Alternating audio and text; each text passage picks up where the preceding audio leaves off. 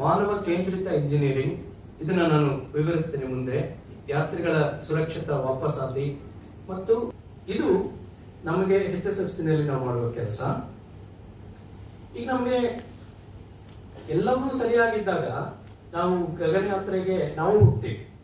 ಆದ್ರೆ ಇನ್ನು ಅಭಿವೃದ್ಧಿ ಹಂತದಲ್ಲಿರುವಾಗ, ಪರೀಕ್ಷಾರ್ಥ ಹಂತದಲ್ಲಿದ್ದಾಗ ಹೋಗೋದಕ್ಕೆ ಗುಂಡಿಗೆ ಬೇಕು.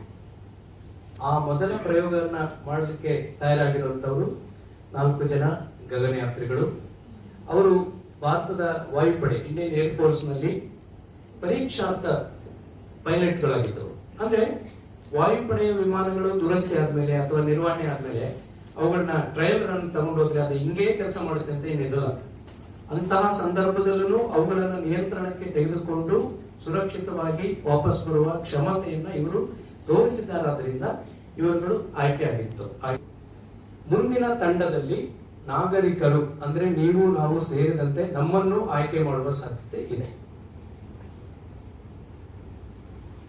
ಆಯ್ತು, ಗಗನಯಾತ್ರಿಗಳು ಆಯ್ಕೆಯಾದ್ರು ಅವ್ರಿಗೆ ತರಬೇತಿ ಕೊಡ್ಬೇಕಲ್ವಾ?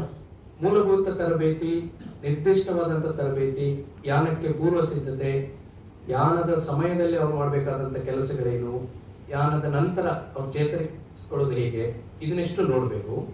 ನಾವು ಭೂಮಿ ಮೇಲೆ ಇದ್ದಾಗ ಡಾಕ್ಟರ್ಗಳು ನಮ್ಮ ಆರೋಗ್ಯವನ್ನ ಕಾಪಾಡ್ತಾರೆ. ಆದ್ರೆ ಅಂತರಿಕ್ಷದಲ್ಲಿರುವಾಗಲೂ ಅವರ ಆರೋಗ್ಯವನ್ನ ಕಾಪಾಡಬೇಕು. ಅಥವಾ ಮುಳುಗಿಸಿದ್ರೆ ಅಂತರಿಕ್ಷದಲ್ಲಿ ಇದ್ದದಕ್ಕೆ ಹತ್ತಿರದಲ್ಲಿ ನಾವು ಸಿಮ್ಯುಲೇಟ್ ಮಾಡ್ತೇವೆ, ತದ್ರೂಪದ ಸ್ಥಿತಿಯನ್ನು ತಂದುಕೊಳ್ತೇವೆ. ಇಂತಹ ಪರಿಸ್ಥಿತಿನಲ್ಲಿ ಅಂತರಿಕ್ಷವು ಮಾನವನ ದೇಹದ ಮೇಲೆ ಉಂಟು ಮಾಡತಕ್ಕಂಥ ಬದಲಾವಣೆಗಳನ್ನ ಅಧ್ಯಯನ ಮಾಡೋದಕ್ಕೆ ಅಗತ್ಯ ಇದೆ. ಹೋದ್ಮೇಲೆ ಈ ಯಾನವನ್ನ ನಾನು ನಿಯಂತ್ರಣ ಮಾಡ್ತೀನಿ ಅನ್ನೋದು ತುಂಬಾ ಅಪಾಯಕಾರಿಯಾದಂತ ಯೋಜನೆ. ಅದರ ಬದಲಾಗಿ ಬಾಹ್ಯಾಕಾಶಕ್ಕೆ ಹೋದಾಗ ಈ ಗಗನಯಾತ್ರಿಗಳಿದ್ದಾರಲ್ಲ, ಅವರು ಇಡೀ ಕೋಶವನ್ನ ಅವರೇ ನಿರ್ವಹಿಸ್ತಾರೆ. ಹಾಗಾಗಿ ನಾವು ಅವ್ರನ್ನ ಕ್ರೂ ಅಂತ ಕರೀತೇವೆ. ಅವರಿಗೆ ನಮ್ಮ ಕೇಂದ್ರಕ್ಕೆ ನೀವು ಬೆಂಗಳೂರಿಗೆ ಬಂದಾಗ ಇದನ್ನು ನೋಡಬಹುದು. ಇದು ನಮ್ಮ ಕೇಂದ್ರದಲ್ಲಿ ಇರ್ತಕ್ಕಂಥ ಒಂದು ತದ್ರೂಪು, ಗಗನಯಾತ್ರಿ ಕೋಶದ ತದ್ರೂಪು. ಅಲ್ಲಿ ಗಗನಯಾತ್ರಿಗಳನ್ನ ಇರಿಸಿ ಅವರಿಗೆ ತಮ್ಮ ಸ್ಕ್ರೀನ್ ಮೇಲೆ ಕಾಣಿಸುವಂತದ್ದು. ಇದು ಸ್ಟ್ಯಾಟಿಕ್ ಸಿಮ್ಯುಲೇಟರ್, ಇದು ಕೆಳಗಡೆ ಇರೋದು ಡೈನಮಿಕ್ ಸಿಮ್ಯುಲೇಟರ್. ಈ ಸಿಮ್ಯುಲೇಟರ್ಗಳ ಮೂಲಕ ಅವರು ಬರಬಹುದಾದ ಸನ್ನಿವೇಶಗಳನ್ನೆಲ್ಲ ನಾವು ಹೇಳಿಕೊಟ್ಟು ಅವ್ರಿಗೆ ಏನ್ ಕೆಲಸ ಮಾಡಬೇಕು ಅನ್ನೋದನ್ನ ಈಗಲೇ ತಯಾರು ಮಾಡ್ಕೋಬೇಕು. ಅದು ಸ್ವಲ್ಪ ಕಷ್ಟನೇ. ಅದರಲ್ಲೂ ಸುರಕ್ಷಿತವಾಗಿ ಪರಿಣಾಮಕಾರಿಯಾಗಿ ಕೆಲಸ ಮಾಡಬೇಕು ಅಂತಂದ್ರೆ ಮನುಷ್ಯನ ಇತಿಮಿತಿಗಳು ನಮಗೆ ಗೊತ್ತಿರಬೇಕು. ಮನುಷ್ಯನ ಅದನ್ನ ತಯಾರು ಮಾಡುವಾಗ್ಲೂ ಬೇಕು. ಅವರಿಗೆ ವೈಯಕ್ತಿಕ ಸ್ವಚ್ಛತೆಯನ್ನ ಕಾಪಾಡಿಕೊಳ್ಳೋದಕ್ಕೆ, ಅಂದ್ರೆ ಈ ವಿಷಯ ನಮ್ಗೆ ಇಷ್ಟೆಲ್ಲ ಆದ್ಮೇಲೆ ಇಷ್ಟೊತ್ತು ನಾವು ನೋಡಿದ್ದೇನೆಂದ್ರೆ ಯಾವ ರೀತಿ ಮಾಡಬೇಕು ಅನ್ನುವ ಕಾರ್ಯಾಚರಣೆ. ಇದು ಕೇವಲ ಕಾಗದದಲ್ಲಿ ಇರದೆ ಸಾಕಷ್ಟು ಬೆಳವಣಿಗೆಗಳಿಗಾಗಲೇ ಆಗಿದೆ. 2026ರ ಒಳಗೆ, ಅದು ಮುಖ್ಯದ ಒಳಗೆ G1 ಗಗನಯಾನ 1 ಅನ್ನುವ ಹೆಸರಿನಲ್ಲಿ ಯಾತ್ರೆಗಳೇ ಇರೋದಿಲ್ಲ. ಅದರಲ್ಲಿ ನಾವು ಅಂತರಿಕ್ಷ ಯಾನವನ್ನ ಕೈಗೊಳ್ಳ ಅಂತಹ 3 ಸತತ ಯಶಸ್ವಿ ಯಾನಗಳ ನಂತರ ಮನುಷ್ಯನನ್ನ ಇರಿಸಿದಂತ, ಅಂದ್ರೆ ಯಾತ್ರಿ ಸಹಿತವಾದ ಯೋಜನೆಗಳು ಪ್ರಾರಂಭ ಆಗ್ತವೆ. ಪೂರ್ಣ ರೂಪ ನಂತರ ಭಾರತೀಯರು ಚಂದ್ರನ ಮೇಲೆ ಕಾಲಿಡುವಂತಹ ಪ್ರಯತ್ನಕ್ಕೆ ಮುಂದುವರಿಯಬಹುದು. ನೀವು ಅಂದ್ರೆ ಇದರಲ್ಲಿ ಸಂಶೋಧನೆಗಳು, ನವೋದ್ಯಮಿಗಳು ಮತ್ತು ವಿದ್ಯಾರ್ಥಿಗಳು. ನಿಮ್ಮ ಸಂಶೋಧನೆಯ ವಿಷಯ ಭಾರತೀಯ ಬಾಹ್ಯಾಕಾಶ ಕಾರ್ಯಕ್ರಮದ ಒಂದು ಭಾಗ ಆಗುತ್ತೆ. ಇದಕ್ಕೆ ಇನ್ನು 2ನೇ ವಿಷಯ ಇದೆ. ಅಂತರಿಕ್ಷದಲ್ಲಿ ಸೂಕ್ಷ್ಮ ಗುರುತ್ವ ಅಂತ ಇದೆ. ಅದರಲ್ಲಿ ನೀವು ಪ್ರಯೋಗ ಮಾಡಬಹುದು. ನೀವು ಅಂದ್ರೆ ಈ ವಿದ್ಯಾರ್ಥಿಗಳು ಸೇರಿ ಆ ಸೂಕ್ಷ್ಮ ಗುರುತ್ವವನ್ನ ನಾನು ಹೆಚ್ಚಾಗಿ ಇಲ್ಲಿ ವಿವರಿಸೋದಕ್ಕೆ ಪ್ರಯತ್ನ ಮಾಡ್ತೇನೆ. ಕಂಡೀಷನ್ ಅನ್ನ ನಾವು ಒಂದು ದೊಡ್ಡದಾದ ಎತ್ತರವಾದ ಗೋಪುರಕ್ಕೆ ತೆಗೆದುಕೊಂಡು ಹೋಗಿ ಒಂದು ವಸ್ತುವನ್ನ ಸೂಕ್ಷ್ಮ ಗುರುತ್ವದಲ್ಲಿ ಇರಬೇಕು ಅಂದ್ರೆ ಗೋಪುರದಿಂದ ನಾವು ಬಿಸಾಕ್ಬಿಡ್ಬಹುದು. ಅಥವಾ ಒಂದು ವಿಮಾನದಲ್ಲಿ ಇರಿಸಿಕೊಂಡು ಈ ರೀತಿ ಪ್ಯಾರಾಬೋಲಾದಲ್ಲಿ ಫ್ಲೈಟ್ ಮಾಡಿದ್ರೆ ಆಗಬಹುದು. ಅಥವಾ ಸೌಂಡಿಂಗ್ ರಾಕೆಟ್ ನಲ್ಲಿ ಅದನ್ನ ಇರಿಸಿ ಮಾಡಬಹುದು. ಮತ್ತು ಅಂತದ್ದು ಏನಿದೆ ವಿಶೇಷ ಅಂತ ಹೇಳಿದ್ರೆ, ಸೂಕ್ಷ್ಮ ಗುರುತ್ವ ಅನ್ನುವಂಥದ್ದು ಈ ಭೂಮಿಯ ಮೇಲೆ ಗುರುತ್ವಾಕರ್ಷಣೆಯು ಕೆಲವೊಂದು ಪರಿಣಾಮಗಳನ್ನು ನಮಗೆ ಬೀರಿಸುತ್ತೆ. ಅದನ್ನ ನಾವು ಮೀರಿ ನಿಜವಾಗಿ ಏನ್ ನಡೀತಾ ಇದೆ ಅನ್ನೋದನ್ನ ಅರ್ಥ ಮಾಡ್ಕೊಳ್ಳೋದಕ್ಕೆ ಸೂಕ್ಷ್ಮ ಗುರುತ್ವದಲ್ಲಿ ಮಾಡುವ ಪ್ರಯೋಗಗಳಿಂದ ನಮಗೆ ಸಾಧ್ಯ ಆಗುತ್ತೆ.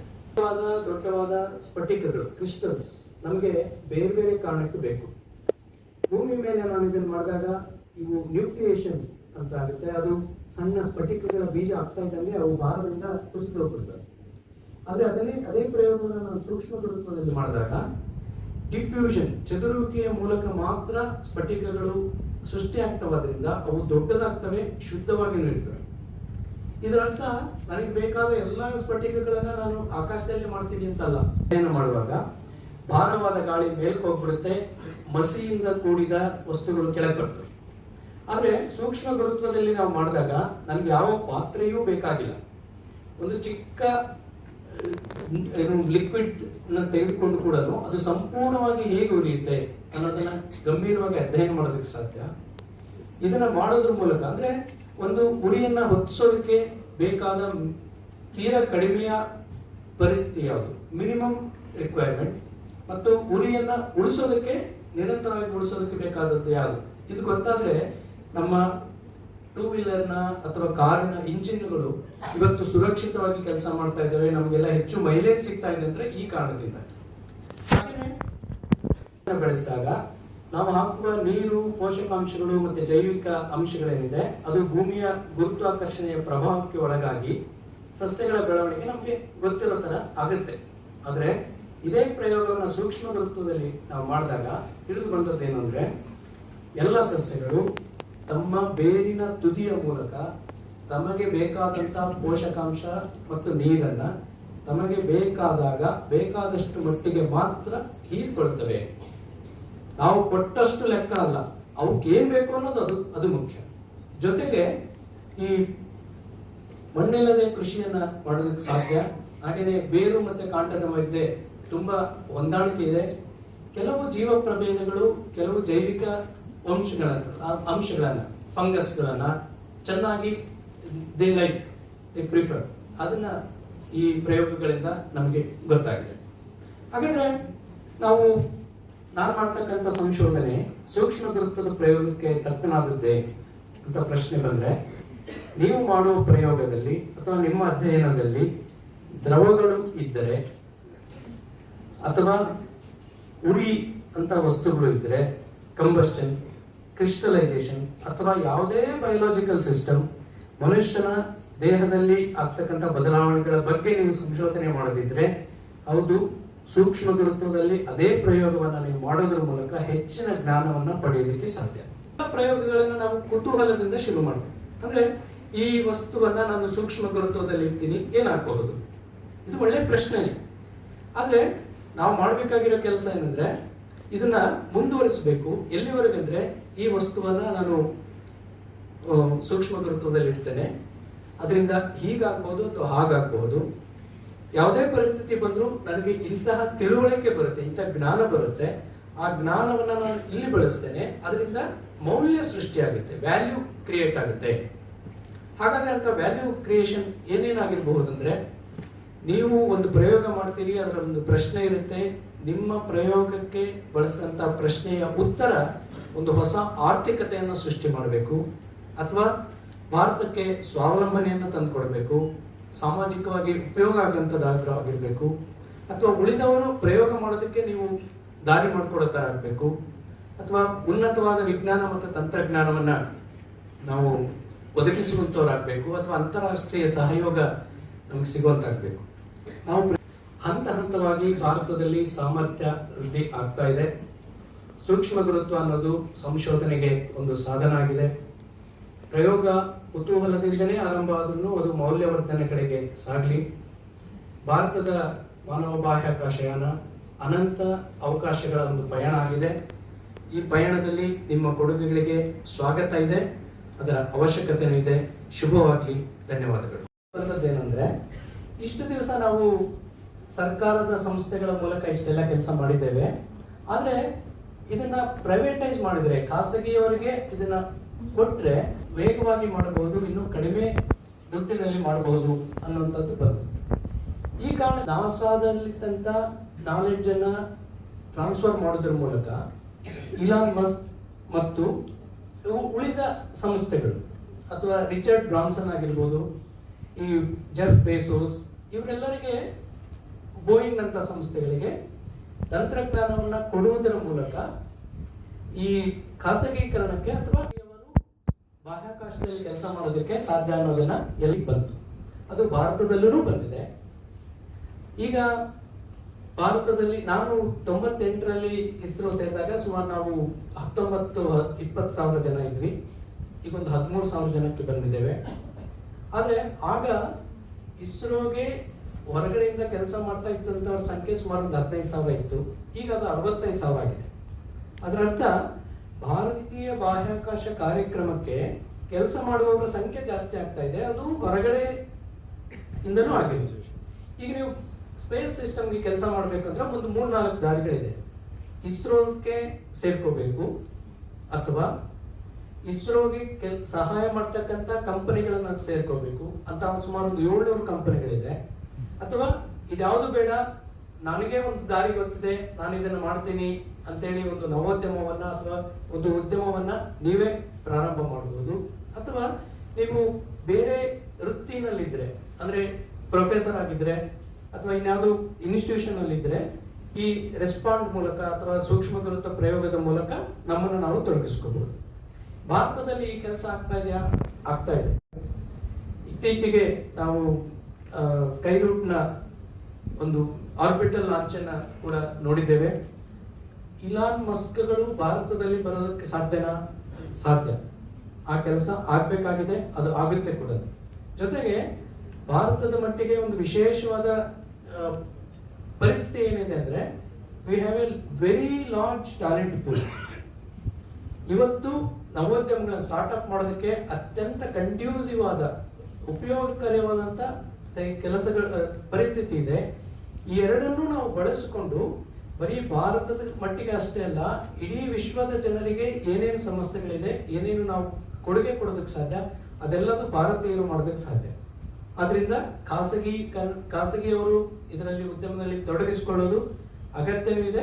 ಅದರಿಂದ ನಮಗೆ ಎಲ್ಲರಿಗೂ ಉಪಯೋಗ ಆಗುತ್ತೆ. ಇಸ್ರೋನ ಎಲ್ಲ ಕೆಲಸಗಳ ಅಡ್ವರ್ಟೈಸ್ಮೆಂಟ್ ಇದರಲ್ಲೇ ಬರುತ್ತೆ.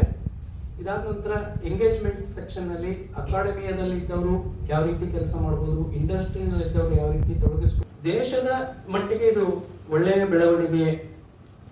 ಆಮೇಲೆ ಈ ಕೆಲವು ವರ್ಷಗಳ ಹಿಂದೆ ಒಂದು ನಿರ್ಧಾರ ಆಗಿದ್ದೇನೆಂದ್ರೆ, ಇಸ್ರೋದವರು ಈಗ ಬಾಹ್ಯಾಕಾಶ ಅನ್ನೋದು ಒಂದು ಉದ್ಯಮ ಆಗಿದೆ. ದುಡ್ಡು ಹಾಕ್ಬಿಟ್ಟು ದುಡ್ಡು ಮಾಡುವಂತ ಒಂದು ಉದ್ಯಮ ಆಗಿದೆ. ಅದು ವರ್ಲ್ಡ್ ವೈಡ್ ಕೂಡ ನಿಜ. ಯಾವುದರಿಂದ ಹಣ ಹಾಕಿ ಹಣ ಪಡಿಬಹುದು ಆ ಕೆಲಸಗಳನ್ನ ಇಸ್ರೋದವರು ಮಾಡಲ್ಲ. ಇಸ್ರೋದಲ್ಲಿ ಸಂಶೋಧನೆಗಳು ಮಾತ್ರ ನಡೆಯುತ್ತೆ. ಯಾವುದು ಖಾಸಗಿ ವಲಯಕ್ಕೆ ಇಂಟ್ರೆಸ್ಟಿಂಗ್ ಅಂತ ಅನ್ಸಲ್ವೋ ಅದನ್ನ ಇಸ್ರೋದವರು ಮಾಡಿ ಆ ಟೆಕ್ನಾಲಜಿಯನ್ನು ಟ್ರಾನ್ಸ್ಫರ್ ಮಾಡ್ತಾ ಹೋದ್ರೆ ಇಡೀ ದೇಶಕ್ಕೆ ಒಳ್ಳೆಯದಾಗುತ್ತೆ. ಈ ಕಾರಣದಿಂದ ಇಸ್ರೋದಲ್ಲಿಯ ಕೆಲವು ಪರಿಣಿತರು ಈಗ ದೇಶದಲ್ಲಿ ಖಾಸಗಿ ವಲಯದಲ್ಲಿ ಕೆಲಸ ಮಾಡ್ತಾ ಇದ್ದಾರೆ. ಅದರಿಂದ ಇಸ್ರೋ ಹೇಗೆ ಇದನ್ನ ಟ್ಯಾಕಲ್ ಮಾಡುತ್ತೆ, ಐ ಡೋಂಟ್ ಥಿಂಕ್ ಲೈಕ್ ನಮ್ಮ ಮಿನಿಸ್ಟರ್ ಆದಂತ ಜಿತೇಂದ್ರ ಸಿಂಗ್ ಅವರು ಹೇಳಿದ್ರು, ನಮ್ಮ ಅಧ್ಯಕ್ಷರು ಹೇಳಿದ್ದಾರೆ. ಇದರಿಂದ ಇನ್ನೊಂದೇನಂದ್ರೆ, ಮಾಧ್ಯಮದಲ್ಲಿ ಬರುವಷ್ಟು ಸಂಖ್ಯೆಗಳು ಅದು ಉತ್ಪ್ರೇಕ್ಷೆಗೆ ಮೀರಿದಂತ ಸಂಖ್ಯೆಗಳು. ತುಂಬಾ ಖುಷಿ ಆಯ್ತು. ನೀವು ಹೇಳಿದ್ರಿ 17 minutes fly up, 40 minutes return. Duration ನಾವು ನ್ಯೂಸ್ ಓದಿರೋ 3 ಮಂತ್ಸ್ ಆಗ್ಬೋದು, 6 ಮಂತ್ಸ್ ಆಗ್ಬೋದು, ಇಟ್ ಡಿಪೆಂಡ್ಸ್. ಈಗ ಬಾಡಿ ಮೆಟಬಾಲಿಸಮ್ ಹೇಗಿರುತ್ತೆ ಅವ್ರದ್ದು? ಇದು ಸಪೋಸ್ ಈಗ ನಾವು ನೋಡ್ತಾ ಇರೋ ಯಂಗ್ಸ್ಟರ್ಸ್ ಅಲ್ಲೆಲ್ಲ ಹಾರ್ಟ್ ಅಟ್ಯಾಕ್ ಆ ಥರ ಎಲ್ಲ ಆಗ್ತಾ ಇದೆ. ಸಮ್ ವೇರಿಯೇಷನ್ಸ್ ಮೆಟಬಾಲಿಸಮ್ ಅಲ್ಲಿ ಅವ್ರಿಗೆ ಬಂದ್ರೆ ಅವರು ಅದು ಹೇಗೆ ಅಡ್ರೆಸ್ ಮಾಡ್ತಾರೆ? ಅಲ್ಲಿ ಅವ್ರ ಪ್ರಶ್ನೆ ಕೇಳೋದಕ್ಕೆ ಅಂತರಿಕ್ಷ ಹೋದ್ರೆ ಹೈಟ್ ಒಂದು 2 ಇಂಚ್ನಷ್ಟು ಜಾಸ್ತಿ ಆಗುತ್ತೆ. It is motivating factor for me. But problem ಏನಂದ್ರೆ, ವಾಪಸ್ ಬಂದ್ಮೇಲೆ ಮತ್ತೆ ಇದೇ ಹೈಟಿಗೆ ಬರ್ತದೆ. ಇದರ ಆಚೆ ಹೊರತಾಗಿ ಸಪೋಸ್ ಈಗ ಕ್ಯಾಲ್ಸಿಯಂ ಡಿಪ್ಲೀಷನ್ ಅವಲೇನಿದೆ, ಮೈಕ್ರೋ ಗ್ರಾವಿಟಿನಲ್ಲಿ ಅದು ಹೆಚ್ಚಾಗುತ್ತೆ. ಯಾಕಾಗುತ್ತೆ ಇದುವರೆಗೂ ಉತ್ತರ ಇಲ್ಲ. ಆಮೇಲೆ ನಾವು ಮೈಕ್ರೋ ಗ್ರಾವಿಟಿನಲ್ಲಿ ನಮಗೆ ಹೃದಯಕ್ಕೆ ಅದು ಎಲ್ಲ ಕಡೆ ಸರಿಯಾಗಿ ಪಂಪ್ ಮಾಡೋದ್ರಿಂದ ಒಂದು 2-3 ದಿವಸ ಇದ್ರೆ ಎಲ್ಲ ಫ್ಲಫಿ ಆಗ್ತೀವಿ, ಆದ್ರೆ ಮುಖ ಊದ್ಕೊಂಡು ಬಿಡುತ್ತೆ. ಇದಾದ ನಂತರ ಮೆಟಬಾಲಿಕಲಿ ಏನಾದ್ರು ತೊಂದರೆ ಆಗುತ್ತಾ? ಸಾಮಾನ್ಯವಾಗಿ ಈಗ ನಾವು ಒಂದು ವಾರ 10 ದಿವಸ ಹೋಗಿ ಬಂದ್ರೆ ಸಾಮಾನ್ಯವಾಗಿ ಏನು ಆಗ್ಲಿಕ್ಕಿಲ್ಲ. ಆದ್ರೆ 6 ತಿಂಗಳುಗಟ್ಟಲೆ 8 ತಿಂಗಳುಗಟ್ಟಲೆ ಇದ್ದವರಿಗೆ ತೊಂದರೆ ಆಗಿದೆ. Sir, it's very inspiring. Like currently I'm working as a physics teacher. Now everything is replaced by, like, I'll be giving the training for the students for the NASA program, like space station, how to develop and all. So like currently everything is replaced by AI, artificial intelligence. How like we can motivate the students for the future career opportunities and all. Even more practical, like madam ಕೇಳಿದ ಹಾಗೆ fine AI ನ roll ಹೇಗಿರುತ್ತೆ ಅಂತಂದ್ರೆ ಈ 2 aspect ಅನ್ನ ನಾನು ಹೇಳಕ್ಕೆ ಇಷ್ಟಪಡ್ತೇನೆ. ಈಗ ನಾವು ಆಗಲೇ ಹೇಳ್ತೇವೆ ಸುಮಾರು 350 ಸ್ಟಾರ್ಟ್ಅಪ್ಸ್ ಇದೆ ಅಂತ. ಈ ಸ್ಪೇಸ್ ಸಿಸ್ಟಮ್ ನಲ್ಲಿ ಈ ಏನು ಲಾಂಚ್ ಸಿಸ್ಟಮ್ಸ್ ಏನಿದೆ ಅದನ್ನ ಅಂತೀವಿ. ಅಲ್ಲಿಂದ ಅನ್ವಯಗಳನ್ನು ಬಳಸೋದಿದೆಯಲ್ಲ ಅದನ್ನ ಡೌನ್ ಸ್ಟ್ರೀಮ್ ಅಂತೀವಿ. ಅಂತರಿಕ್ಷದಲ್ಲಿರೋದು ಮಿಡ್ ಸ್ಟ್ರೀಮ್ ಅಂತೀವಿ. 85% 90% ಉದ್ಯಮಗಳಿರೋದು ಡೌನ್ ಸ್ಟ್ರೀಮ್ ನಲ್ಲಿ, ಅಂದ್ರೆ ಅಂತರಿಕ್ಷದಿಂದ ನಾವು ಹೇಗೆ ಬಳಸ್ತೀವಿ ಅಂತ. AI ನಮ್ಗೆ ಯಾವಾಗ ಯೂಸ್ ಆಗುತ್ತೆ ಅಂದ್ರೆ ನಾವು ಆ ಮಷೀನ್ಗೆ ಕಲಿಸುವಷ್ಟು ಡಾಟಾ ನಮ್ಮ ಹತ್ರ ಇರಬೇಕು. ಈ ಡಾಟಾ ಏನಿದೆ ಅಪ್ ಸ್ಟ್ರೀಮ್ ನಲ್ಲಿ ಅಷ್ಟೊಂದು ಡಾಟಾ ಸಿಗೋದಿಲ್ಲ, ಮಿಡ್ ಸ್ಟ್ರೀಮ್ ನಲ್ಲೂ ಸಿಗೋದಿಲ್ಲ, ಡೌನ್ ಸ್ಟ್ರೀಮ್ ನಲ್ಲಿ ಸಿಗುತ್ತೆ. ಯಾವ ತರ ಅಂತಂದ್ರೆ ಎಷ್ಟು ಇವಾಗ ಕರೆಕ್ಟ್ ಸ್ಪೇಸ್ ನಲ್ಲಿ ನಾನೊಂದು ಸ್ಟಾರ್ಟ್ಅಪ್ ಅನ್ನು ಮಾಡ್ತೀನಿ, ನಾನು ಕಂಟ್ರಿಬ್ಯೂಟ್ ಮಾಡ್ತೀನಿ ಅಂದ್ರೆ ಬಹುಶಃ ರಿಮೋಟ್ ಸೆನ್ಸಿಂಗ್ ಈ ಡೌನ್ ಸ್ಟ್ರೀಮ್ ಇದೆಲ್ಲ ಇವು ಲೋ ಹ್ಯಾಂಗಿಂಗ್ ಫ್ರೂಟ್ಸ್, ಸುಲಭವಾಗಿ ನಾವು ಮಾಡಬಹುದಾದ ಕೆಲಸಗಳು. ನೀವು ಟೀಚರ್ ಆದ್ರಿಂದ ಸ್ಟೂಡೆಂಟ್ಸ್ ನ ಆ ಬಗ್ಗೆ ಮೋಟಿವೇಟ್ ಮಾಡಬಹುದು ಅಂತ ನನಗೆ ಅನ್ಸುತ್ತೆ. ಈ ಕ್ರೂ ಮಾಡಲಿಕ್ಕೆ ಬೇಕಾಗಿರುವಂತ ಲೈಫ್ ಸಪೋರ್ಟಿಂಗ್ ಸಿಸ್ಟಮ್, ಮತ್ತೆ pressure control system, thermal control system, ಮತ್ತೆ ಕ್ರೂ ಎಸ್ಕೇಪ್ ಸಿಸ್ಟಮ್, ಇವುಗಳೆಲ್ಲ ಇದು ಒಂದು ಸ್ವಾವಲಂಬನೆಯ ಮಿಷನ್ ಅಥವಾ ಬೇರೆ ರಾಷ್ಟ್ರಗಳ ಸಹಯೋಗದೊಂದಿಗೆ ಮಾಡುವಂತಹ ಮಿಷನ್. ಬೇರೆ ದೇಶಗಳೆಲ್ಲ ಹೋಗಿ ಬಂದಾಗಿದೆ ಅಲ್ವಾ, ಚಂದ್ರನ ಮೇಲೂ ಇಳಿದಿದ್ದಾರೆ. What is that you are doing now? ಒಂದು ನಾವು ಅರ್ಥ ಮಾಡ್ಕೋಬೇಕು, ಬೇರೆ ದೇಶಗಳು ಹೋಗಿ ಬಂದಿದ್ದೆಲ್ಲ ಈ ಇವತ್ತಿಗೂ ಮಟ್ಟಿಗೂ ಉಳಿದ ನಾಸಾದಂತ ಒಂದು ಸಂಸ್ಥೆ ಅವ್ರು ಹೇಗೆ ಕೆಲಸ ಮಾಡ್ತಾರೆ ಅಂದ್ರೆ ಅವ್ರ ಸಂಖ್ಯೆ ಜಾಸ್ತಿ ಏನಿಲ್ಲ, ಸುಮಾರು ಒಂದು 2,500-3,000 ಜನ. ಅವರು ಇಂತಿಂತ ಕೆಲಸ ಆಗ್ಬೇಕು ಅನ್ನೋದನ್ನ ಪೇಪರ್ ನಲ್ಲಿ ಬರೆದು ಟೆಂಡರ್ ಹಾಕ್ತಾರೆ. ಅಲ್ಲಿ ಆ ಕೆಲಸವನ್ನ ಮಾಡಿಕೊಡ್ತಕ್ಕಂಥ ಕಂಪನಿಗಳು ಇದೆ. ಅದು ಬೋಯಿಂಗ್ ಆಗ್ಬೋದು, ಲಾಕ್ಹೀಡ್ ಮಾರ್ಟಿನ್ ಆಗ್ಬೋದು. ಉಳಿದ ಮಾತ್ರ ಸೂಪರ್ವಿಷನ್ ಅದನ್ನ ಅವರು ಪ್ರತಿಯೊಂದನ್ನು ನೋಡ್ತಾರೆ. ಇಂಟಿಗ್ರೇಷನ್ ಟೈಮ್ ನಲ್ಲಿ ಅಸೆಂಬ್ಲಿ, ಇಂಟಿಗ್ರೇಷನ್, ಟೆಸ್ಟಿಂಗ್ ಇದನ್ನ ಮಾಡಿಬಿಟ್ಟು ಬೇರೆಯವರಿಗೆ ಲಾಂಚ್ ವಹಿಸ್ತಾರೆ, ಅದನ್ನ ಮಾಡಿಕೊಡ್ತಾರೆ.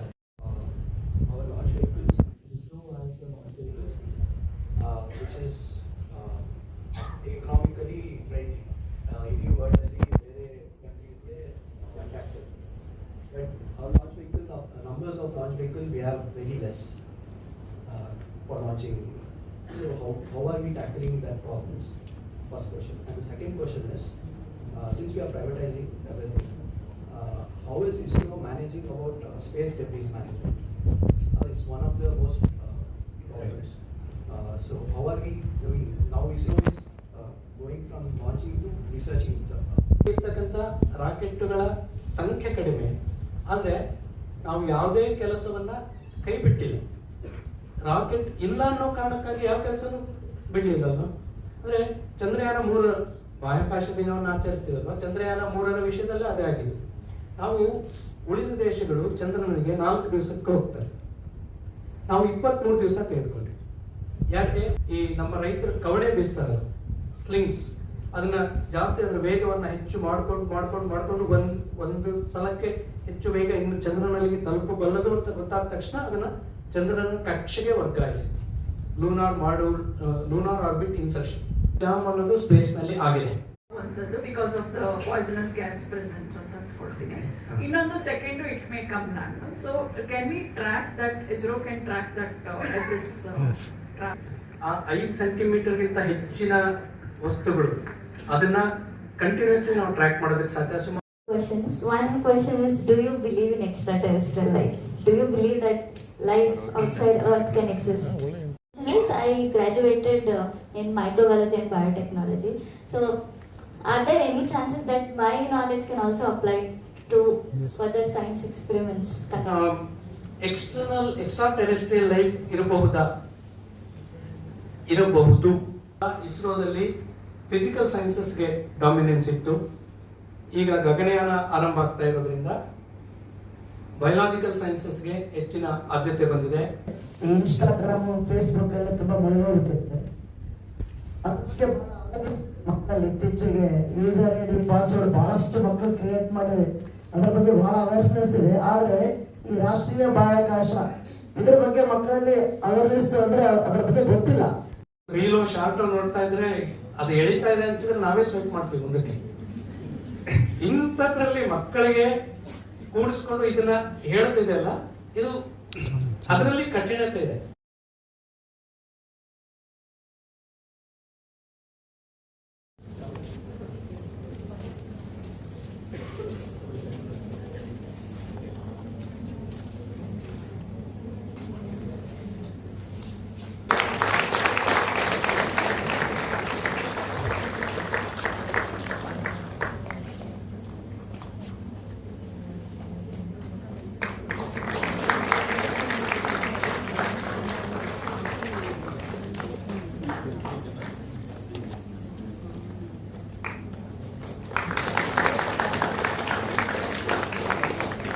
AP ಜ್ಞಾನ ಪ್ರಕಾಶ್ ಸರ್ ಇವರನ್ನು ಅಧ್ಯಕ್ಷೀಯ ಭಾಷಣ ದಾನಕೇಶ್ ಅವರೇ,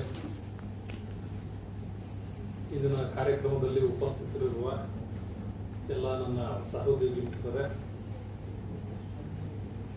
ವಿಶ್ವವಿದ್ಯಾಲಯದ ಮಾಧ್ಯಮ ಮಿತ್ರರೇ, ಎಲ್ಲರಿಗೂ ನನ್ನ ಆತ್ಮೀಯ ನಮಸ್ಕಾರಗಳು.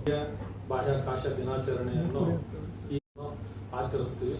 ಬಟ್ ಸ್ವಲ್ಪ ಒಂದು 6 ದಿನ ಲೇಟ್ ಆಗಿದ್ದ ಕಾರಣ ಏನಂತಂದ್ರೆ ನಾವು 23ಕ್ಕೆ ಆಗೋದಿಲ್ಲ ಅಂತ ಹೇಳ್ಬಿಟ್ಟು ನಮ್ಮ ಡಾಕ್ಟರ್ ನಿರಂಜನ್ ಅವರು ಬಂದು ಹೇಳಿದ್ರು. ಅದಕ್ಕೆ ಮುಂದಿನ ದಿನಗಳಲ್ಲಿ ನಾವು ಮಾಡೋಣ ಅಂತ ಹೇಳಿದ್ರು. ಸೊ ನಾವು ಬಾಹ್ಯಾಕಾಶ ದಿನಾಚರಣೆ ಶುರು ಮಾಡಿದ್ದು ಯಾವಾಗ ಅಂತ ಹೇಳಿದ್ರೆ 2023 ಆಗಸ್ಟ್ 23ರಂದು ಭಾರತದ ಚಂದ್ರಯಾನ 3 ಯೋಜನೆಯ ವಿಕ್ರಮ್ ಲ್ಯಾಂಡರ್ ಏನು ಚಂದ್ರನ ದಕ್ಷಿಣ ಧ್ರುವದ ಮೇಲೆ ಯಶಸ್ವಿಯಾಗಿ ಸಾಫ್ಟ್ ಲ್ಯಾಂಡಿಂಗ್ ಆಗಿರುವ ಒಂದು ಕಾರಣದಿಂದ ನಾವು ಬಾಹ್ಯಾಕಾಶ ದಿನಾಚರಣೆಯನ್ನು ನಾವು ಹಮ್ಮಿಕೊಂಡಿದ್ದೇವೆ. ಸೊ ಸುಮಾರು ಪೇಜು ಇದೆ ನಂದು ಭಾಷಣ. ಸೊ 6 ಪೇಜ್ ಭಾಷಣ ಬಿಟ್ಬಿಟ್ಟು ಜನರಲ್ ಆಗಿ ಮಾತಾಡೋಣ ಅಂತ ಹೇಳ್ಬಿಟ್ಟು ಒಂದು ಡಿಸೈಡ್ ಮಾಡಿದ್ದೀವಿ. ಎಲ್ಲರನ್ನು ನೋಡ್ಬಿಟ್ಟು ಸರ್ ಕರೆಕ್ಟ್ ಯಾವುದೋ ಒಂದು ಕಾರಣದಿಂದ ನಮಗೆ ಪವರ್ ಪ್ರಾಬ್ಲಮ್ ಆಯಿತು. ಇಷ್ಟು ಸೈಲೆಂಟ್ ಆಗಿ ಎಲ್ಲರೂ ಕೂಡ ವಿದ್ಯಾರ್ಥಿಗಳು ಕುತ್ಕೊಂಡಿದ್ದಾರೆ ಅಂದ್ರೆ ನಾನು ಇಂಥ ವಿದ್ಯಾರ್ಥಿಗಳನ್ನ ನಾನು ಎಲ್ಲಿಯೂ ನೋಡಿಲ್ಲ ಅಂತಲೂ ಕೂಡ ಹೇಳೋದಕ್ಕೆ ಇಷ್ಟಪಡ್ತೀನಿ. ಮೋಸ್ಟ್ಲಿ ನೀವು ಕೆಲವರು ಈ ಸ್ಪೇಸ್ಗೆ ಸಂಬಂಧಪಟ್ಟಂತ ಮೂವೀಸ್ ಕೂಡ ತಾವು ನೋಡಿರ್ಬೋದು ಅಂತ ಅನ್ಕೊಂಡಿದ್ದೀನಿ. ಒಂದು ನಾನು ನೋಡಿರೋದು ಹೇಳ್ತಿದ್ದೀನಿ, ಇತ್ತೀಚೆಗೆ ಕೂಡ ಯಾವುದೋ ಒಂದು ಮೂವಿ ನೋಡಿದೆ, ನಾನು ಅದನ್ನ ನೆನಪು ಮಾಡ್ಕೊಳ್ತಿದ್ದೀನಿ, ಹೆಸರು ನನಗೆ ನೆನಪಾಗ್ತಾ ಇಲ್ಲ.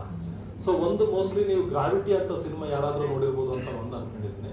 ಇನ್ನೊಂದು ಇಂಟರ್ಸ್ಟೆಲ್ಲರ್ ಅಂತ ಹೇಳ್ಬಿಟ್ಟು ಇನ್ನೊಂದು ಮೂವಿ, ತುಂಬಾ ಸ್ವಲ್ಪ ಹಳೆ ಮೂವಿಗಳಿದು, ಅದಾಯ್ತು. ಇನ್ನೊಂದು ಇತ್ತೀಚೆಗೆ ಒಂದು ಮೂವಿ ನೋಡಿದೆ ನಾನು, 2-3-4 ವರ್ಷ ಇರ್ಬೋದು. ಒಬ್ಬ ಏರ್ಫೋರ್ಸ್ ಆಫೀಸರ್ ಅವರು ಸ್ಪೇಸ್ ಮಿಷನ್ ಹೋಗ್ಬೇಕು ಅಂತ ಹೇಳ್ಬಿಟ್ಟು ಯಾವ್ಯಾವ ಟ್ರೈನಿಂಗ್ ತಗೊಳ್ತಾರೆ, ಅವ್ರು ಕಷ್ಟಪಟ್ಟಿದ್ದೇನೆ. ತುಂಬಾ ಒಳ್ಳೆ ಒಳ್ಳೆ ಮಾಡೆಲ್ಗಳು ದಾರ್ಕೇಶ್ ಅವರು ಏನೇನು ತೋರಿಸ್ತಾರಲ್ಲ ಸ್ಲೈಡ್ ಅಲ್ಲಿ, ಅವನ್ನೆಲ್ಲವನ್ನೂ ನೋಡ್ಬೇಕು ಅಂತಂದ್ರೆ ನಿಮ್ಗೆ ಏನಾದ್ರು ದೇವರು ಒಂದು ಅವಕಾಶವನ್ನು ಕೊಟ್ರೆ ನೀವು ವಾಷಿಂಗ್ಟನ್ DC ಏನಾದ್ರು ನೀವು ಹೋದ್ರೆ ಸ್ಮಿತ್ಸೋನಿಯನ್ ಸ್ಪೇಸ್ ಮ್ಯೂಸಿಯಂ ಅಂತ ಒಂದಿದೆ. ಸೊ ಮೋಸ್ಟ್ಲಿ ಎಷ್ಟು ಜನ ನೋಡಿದ್ರೆ ಗೊತ್ತಿಲ್ಲ. ಸೊ ವಾಷಿಂಗ್ಟನ್ DC ಯಲ್ಲಿ ಹೋದಾಗ ನೀವು ಹೋದ್ರೆ ಮುಂದೆ ಫ್ಯೂಚರ್ ಅಲ್ಲಿ ಸ್ಮಿತ್ಸೋನಿಯನ್ ಲೋ ಅರ್ತ್ ಆರ್ಬಿಟಲ್, ಸ್ವಲ್ಪ ಫಿಸಿಕ್ಸ್ ನಲ್ಲಿ ಆದ್ರೆ ನಮ್ಗೆ ಅರ್ಥ ಆಗ್ತದೆ. ನಾವು ಆಕಾಶನ ಸುಮ್ಮನೆ ನಾವು ಹಳ್ಳಿಯಲ್ಲೆಲ್ಲ ನೀವು ಸುಮ್ಮನೆ ಈಗ ಎಲ್ಲ ನಿಮ್ಗೆ ಏನಾಗಿದೆ ಅಂತಂದ್ರೆ ಲೈಟ್ ಕಾರಣ ಏನು ಅಂತಂದ್ರೆ ನಮಗೆ ಮೂನ್ ಎಷ್ಟು ದೂರದಲ್ಲಿದೆ ಅನ್ನೋದು ಮೋಸ್ಟ್ಲಿ ನಿಮಗೆ ಸೊ ಎಲ್ಲರಿಗೂ ಗೊತ್ತಿದೆ ಅಲ್ವಾ? ಎಷ್ಟು ದೂರ ಇದೆ ಅಂತ ಏನಾದ್ರು ಒಂದು ಐಡಿಯಾ ಇದೆನಾ? ಮಾರ್ಸ್ ಎಷ್ಟಿದೆ? 22.5 ಅಪ್ರಾಕ್ಸಿಮೇಟ್ಲಿ ಹೇಳ್ತಿದ್ದೀನಿ ಸುಮ್ಮನೆ ನಿಮ್ಗೆ, 22.5 ಕೋಟಿ ಕಿಲೋಮೀಟರ್ ಅಷ್ಟು ದೂರ ಇದೆ. ಸ್ಪೇಸ್ ಸ್ಟೇಷನ್ ಕೂಡ ಕಾಣ್ತದೆ. ಒಂದು ಯಾವ್ದಾದ್ರು ಒಂದು ಲೈಟ್ ನಿಮಗೆ, ಈ ಒಂದು ಸ್ಯಾಟಲೈಟ್ ಕೂಡ ಕೆಲಸ ನೋಡ್ಬೋದು. ಸೊ ಲೈಟ್ ಇರ್ತದೆ ಒಂದು. ನಮಗೆ ನಕ್ಷತ್ರಕ್ಕೂ ಮತ್ತು ಸ್ಪೇಸ್ ಸ್ಟೇಷನ್ಗೂ ಡಿಫರೆನ್ಸ್ ಏನಂತಂದ್ರೆ ನಕ್ಷತ್ರ ಮಿಣುತ್ತದೆ, ಸೊ ಸ್ಪೇಸ್ ಸ್ಟೇಷನ್ ಮುಳುಗೋದು.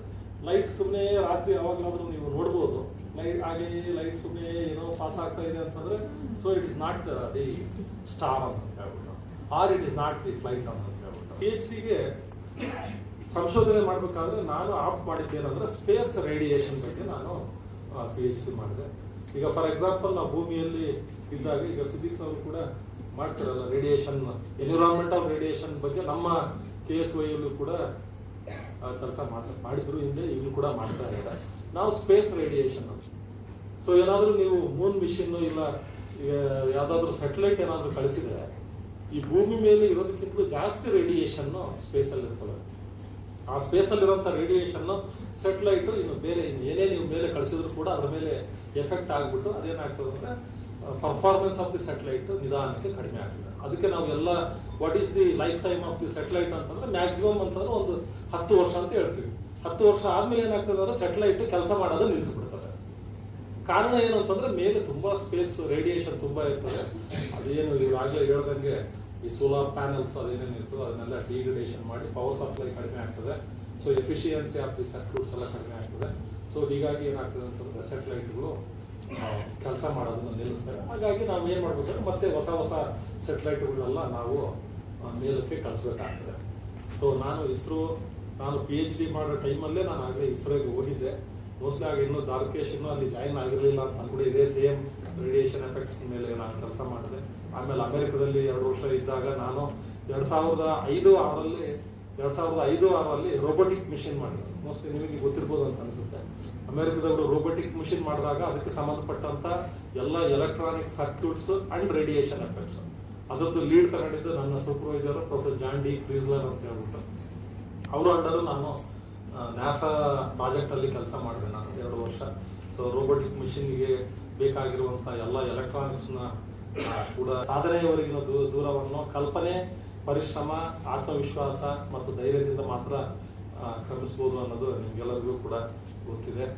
ಈ ಆಶಯದೊಂದಿಗೆ ನಿಮ್ಮೆಲ್ಲರಿಗೂ ಮೂರನೇ ರಾಷ್ಟ್ರೀಯ ಬಾಹ್ಯಾಕಾಶ ದಿನದ ಆರ್ಥಿಕ ಮತ್ತೊಮ್ಮೆ ನಿಮಗೆ ತಿಳಿಸಿ ಏನಾಗ್ತದೆ ಬಾಡಿ ಮೇಲೆ ಅನ್ನೋದನ್ನು ಹೇಳಿದ್ರು. ನಾವು